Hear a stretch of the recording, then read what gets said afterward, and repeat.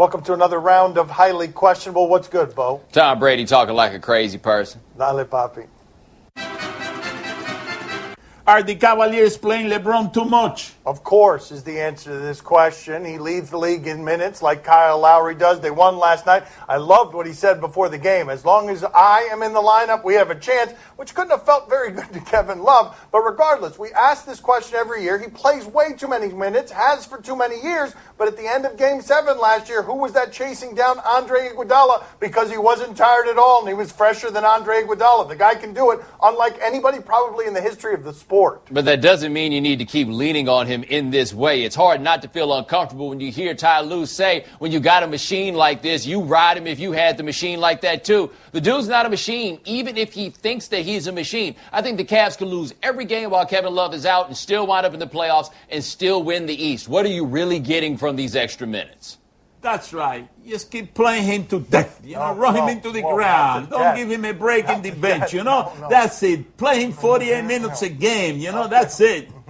Ty Lue gonna play LeBron in the All-Star game. My father wants the NBA to add minutes to the game and have LeBron play those too.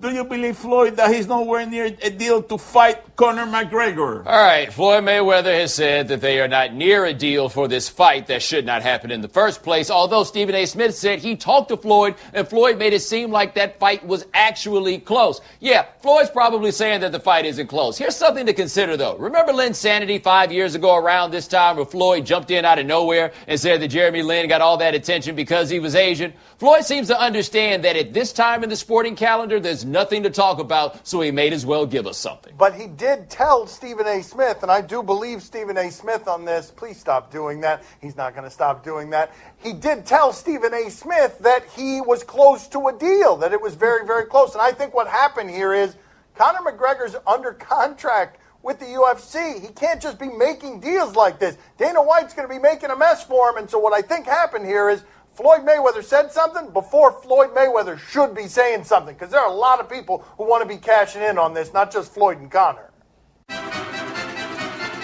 Is Jim Harbaugh hiring the parent of a top recruit shady or smart? It is both of these things. I don't have to choose between these things. It's both of these things. He's gaming the system because he can, because you can pay coaches whatever you want. You can get coaches of recruits. And to be fair, in this instance, it's a recruit in 2019, very important position at quarterback, and his father is a decorated coach. But Jim Harbaugh has also done this while at Stanford. He made a mother the head of his player development because he wanted a transfer. If you can game the system this way, I don't know how much you can blame the guy for gaming the injustice. Also of note, there's a proposal for a rule that kind of cuts into this and puts like a 2-year window between when a coach and a player were together if you're going to hire him, and this seems to be done with that in mind. Here's the thing about it, though, with Harbaugh. This isn't anything new. Not that it's not new for Harbaugh. You remember Ed Manning getting hired by Larry Brown so that Danny Manning would go to Kansas? What was that, 1984? This whole structure is set up so that everybody can get paid except the players. Because if you think about it, whatever they pay this coach, they could easily give the kid. But no. We'll keep him broke, even if it means giving money to his pops. To Bomani's point, Michigan has 3 guys on its staff not named Jim Harbaugh making $1 million for coaching, including a passing coordinator. This team is going to Rome for some of its practices, but this is as close as you can get to paying the player without paying the player. Just don't let Reggie Bush's family cash in at all. Man, I wish Cecil Newton would have got a job with Auburn. That would have changed everything. That's right. Cecil Newton was trying to get this deal before they started giving out these deals. Open your wallet. Open your wallet. Pay the players. Open your wallet. Pay the players. Open your wallet. Pay the players. Open your wallet. Pay the players. Open your wallet. Pay the players. Open your wallet. Pay the players. Open your wallet. We're as bad as chanting as Bill Belichick is. But the point, though, I think we can make this catch all. How much is in your wallet right now, Bobby? Open your wallet and let's see how much is in your wallet. Let's see. How much? I'm broke. Okay, very good. He's not even going to show us his wallet. You're what? Does Tom Brady really have the secret to extending NFL players' careers? All right, Peter King went to Montana to hang out with Tom Brady. And Tom Brady is a crazy person. I don't necessarily mean that in a bad way, but that single-focused sort of maniacal dedication to his job, Tom Brady is one of those guys. And he thinks that he can play into his mid-40s. He says it's easier to play quarterback than ever because you've got more information. He says he knows it all anyway, and he's got all these physical tricks. Told Peter King to feel how malleable his muscles were. And I mean, I hear what you're saying right now. Yeah, you can extend your career. You play longer than most guys, but that's still big dudes that are going to be knocking the hell out of you. And there's a whole bunch of stuff they ain't made to exercise to save you from. I don't want to recklessly speculate here, but we've mentioned before that Tom Brady hangs out with a doctor who's not a doctor a lot. And Tom Brady also doesn't seem to age and was aging for a while, and now he's not aging anymore. And usually when there's this kind of suspicious stuff, we sniff around and we ask a lot of questions. The Patriots are also known cheaters by reputation, but if Tom Brady were actually caught cheating at a fountain of youth, do you realize how surprised, betrayed, and naive we would suddenly be about this, even though there's a lot of stuff around him that's like, how does he not age? But that's the thing, though. You say usually we sniff. No, we don't sniff, and then something happens, and then we say, damn, should have sniffed. But it feels really uncomfortable to say that we should sniff around him because we really don't have much. But we just did it. No, you did, actually. You jumped in. You were quick to jump in. You were quick to jump in right there with me. No. I showed up today with the express thought. I ain't going to say that stuff about the doctor. Dan will probably do it. Does this deserve a 10-game suspension? We are so unfair to hockey. The only time hockey makes the show is when we're showing a fight. The only time it makes the show this high in the show is when you're kind of fighting with a referee. What do we have here? It's face-off. Now, you might have missed it, but here we go. That's Vermette right there. Hit the ref in the leg with the stick. Man, that's a 10-game suspension. Apparently, that's always what's likely, Bomani, for referee abuse. Did that look like referee abuse to you? Does it have to be absolute? If you touch a referee, you're getting 10 games. With a stick? What do you mean? Yes, this is a no-brainer here. You can't have any level of wiggle room on how you touch the official with a stick. On some things, you have to have that zero-tolerance policy. It's amazing, though. People understand the function of those things until they actually happen. Then it's like, well, wait a minute. He ain't hit him with a stick that hard. It's a stick. That's not the way you go after a ref with a stick. This is the way you got to do it. Oh, yeah. That's right. That's it. One of those Russian. Yeah, there you have it. Yeah, that's 10. That's also 10 games. We find it so funny, by the way, when people do this stuff in this sport. What I would recommend that they remember, in that sport, you hit them with a stick, maybe nothing happens. In some sports, the referee is ready for you with his two friends, click and clack. Go ahead and put my man up there with Durasco. We always do that. Yeah.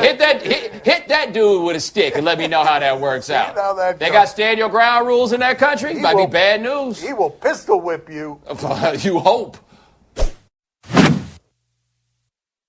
Joining us at the beach today is Remy Ma. New album with Fat Joe, Plata o Plomo, releases Friday. Let's talk to her. Anywhere along the path, I allow you to go back and change one thing, do one thing differently. What one thing would you like to do differently? If it was in my control, I would just, keep drugs away from, my parents. I feel like, prior to, the whole crack epidemic, as they like to call it, in the 80s, my life was kind of great. My mom worked at the World Trade Center. My stepdad, he owned his own video rental places, like before Blockbuster and all of those type places. He had his own video rental. We were like the only kids who had like VCRs and microwaves and carpeting in the house, and it was just like one day, all of that was just gone, and I single-handedly blame it on, the wave of drugs and crime that swept through the neighborhood. Did you find forgiveness for them? Were you able to put aside anger? It took some time. It definitely took some time, especially with my mom, because I just feel like, as a mother, you're supposed to take care of your children. I used to blame a lot of things that I went through and that I experienced on my mom, but it took me to become an adult when I was in my later 20s to realize that, she was placed in a position that she really couldn't control. She was born into poverty, and she was born in the red. Like, that's how I call it. You're born in the red. You're already born at a disadvantage. So, you know, she really didn't have much to offer me anyway. And we're good now. You know, she's an amazing mom. She's at my house now. And, you know, it took years, though. Years, because when I was going through that, you feel like your parents are supposed to make sure you're okay, and I didn't have that. And as far as, like, the same thing with my dad, well, he's really my stepfather. We fell out as well, and I didn't speak to him for, like, close to 20 years because I was angry. I was a kid. I was like, you know, he abandoned us. He left. And I just didn't speak to him until recently when I got married last year, and I invited him to my wedding. Did anything good come from your prison experience? Any lessons? Anything that changed you? The person that you're talking to now, you know, I'm a different person. I think differently. I move differently. I have different outlook on the world, and it's not. I don't think it's because the prison system is such a great rehabilitation and correctional system, because it's not. It's actually designed in every way possible to break you down to the least common denominator. But I used that time to just look back. How did I end up here? Because it was a point where if you would ask me, you know, do you think you might end up in prison one day or something, I'd be like, absolutely. Like, I'm out here on these streets, I'm doing, you know, different things to survive. Absolutely. But once I had made it to where I was Grammy nominated, you know, I did not think that was even a possibility anymore. But you know, I had time to think about decisions that I made, the people that I had around me, and a big source of the problem is that, like, I wasn't treating my career and my job as an artist as a business. You know, if you worked in an office building, you're not going to take your 20 homegirls or homeboys from, you know, your neighborhood to go hang out in the coffee room, you know. So I had time to think about a lot of things and just grow up.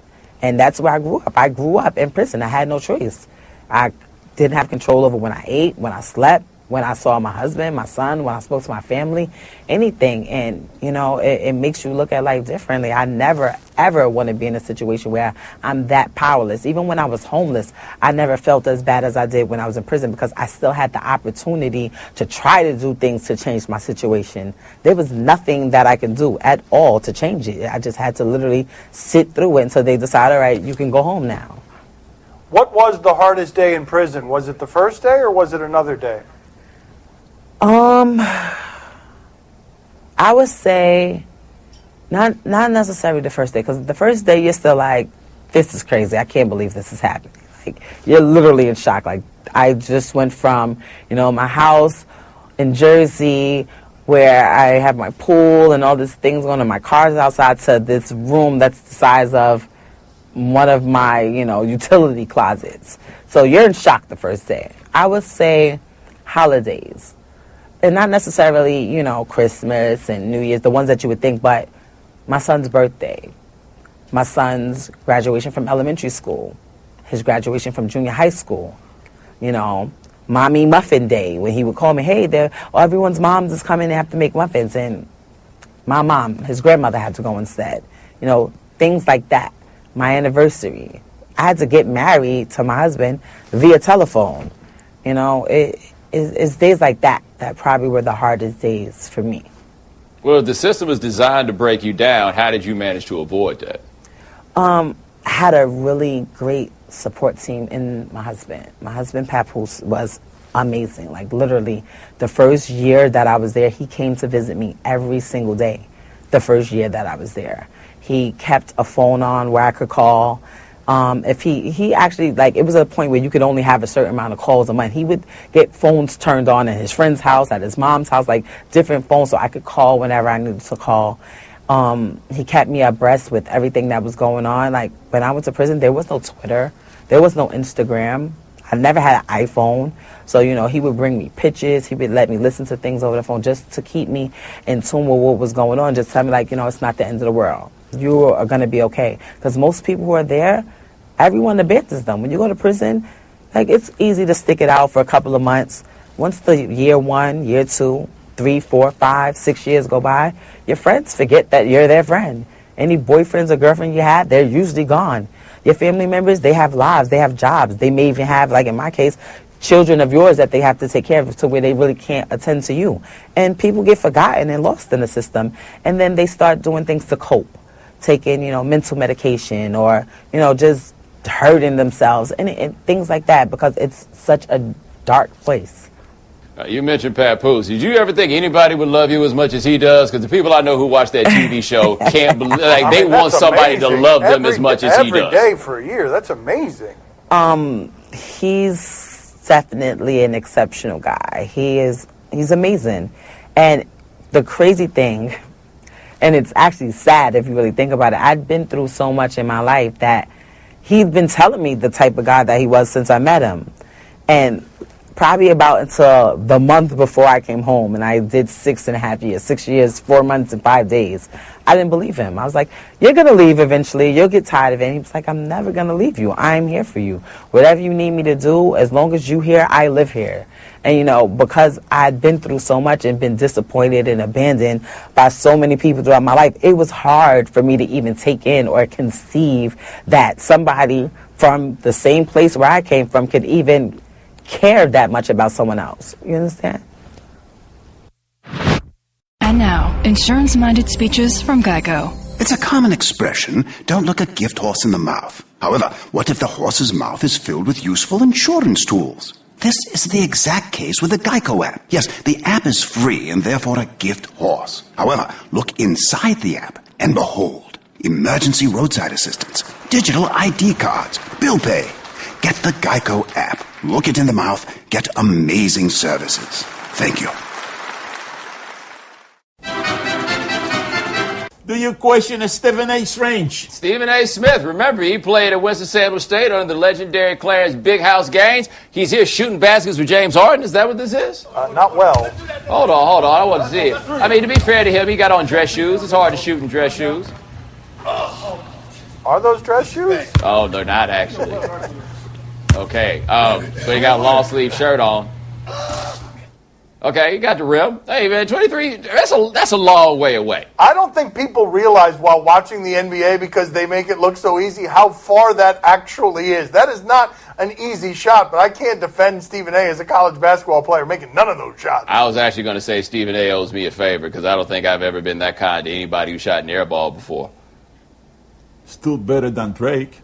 Oh, yeah. Remember that? That's right. Yeah, I mean, that is true. I mean, Drake went full fantasy camp with it, too. Yeah. He put on the get up. Spinning the ball. Oh.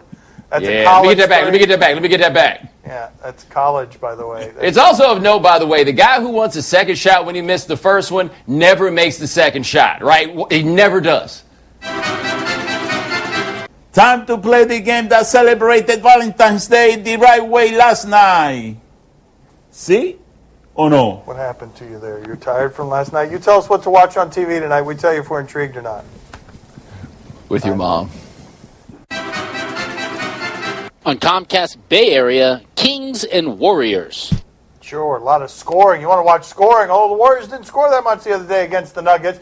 Got their heads caved in by the Nuggets. Let's check in with JaVale McGee and Steph Curry. You can't beat them. Yeah, they're going to have a lead. During that game. Oh. There it is. That is teamwork and gelling. There it is, right off the side of JaVale's face. There are a bunch of faces that look like they were hit in the face. Bomani, are you intrigued? And the worst part about this is 90% of the people are watching that just laughing at JaVale McGee as opposed to the dude who threw a pass that hit him in the head from 2 feet away. Poppy, are you intrigued? Oh, see, I'm very intrigued. Listen, okay, so, JaVale had enough game, but I'm telling you, tonight against the King, he's going to have a hell of a game. Nobody's going to be laughing at him after the game. He's going to go against Boogie Cousins and Matt Burns, and I'm telling you something, it's going to be a hell of a game. That's all I got to tell you. Does JaVale McGee still have that patch of hair in the back of his head? If so, somebody will be laughing at him after the game, and that somebody will be me. Who is Matt Burns? On ESPN 2, number 12 Duke and number 14 UVA. No, because I don't like UVA. They've been playing the same style of basketball for 10 years. But let's check in with Tatum. Bomani likes Tatum. Meeks in more ball screen situations. Make him guard. Tatum! Slamming it home for the Blue Devils. Yikes. Charge. Bomani, are you intrigued? Trying to think of two schools with alumni bases on either side that I could possibly like less. Really? Poppy, are you intrigued? Oh, see, I'm very intrigued. Listen, UVA has been getting ready for this game for a long time. They are ready. They're going to be facing Duke at home. I'm telling you something. It's going to be the game of the year. You know, UVA is going to come through and it's going to lead Duke up. Yeah. Wait till you see. You're going to get lighted up. In Fort Wayne, Indiana, North Dakota State and IPFW. What is IPFW? They beat Indiana this year. Indiana, Purdue, and a Fort Wayne. It's 3 different schools, all a jambalaya of one. What do we have here from a previous game? There as he stayed in front of Roscoe off the ball screen. Boy, the three-point line has just not been caught. Oh, that would have been so great at the other end of the court, Bomani. Instead, it's an unmitigated disaster. A 2-point shot. I hope the officials don't go back and look at it. Oh, that's interesting. You got to review that. Is that a 3 or 2? Bomani, are you intrigued? Not especially, but whenever I see a matchup between two teams like that, I always want to ask the guys on the basketball team, so who else did you get an offer from? How did you wind up here? Poppy, are you intrigued? Are you kidding me? See, I'm very intrigued. North Dakota State, they have been practicing that play for a long time. They just got it in the wrong basket. But tonight they're going to do it in their own basket. They're going to surprise everybody. You know, it's going to be an eye-opening for everybody, you know, in that court. Are you kidding me? Tonight it's going to be the night of surprises. They did do it in their own basket. You want them to do it in the other basket. Oh, that was in their own basket? Yeah. The notion of what your own basket means is kind of elusive. That's all the time we have for today. Thank you for watching. We'll talk to you tomorrow. Thanks for watching. Gracias. See you mañana. I think that is not appropriate for the workplace. You know that what you're doing on TV, you're getting paid. Like you don't like what I'm looking at.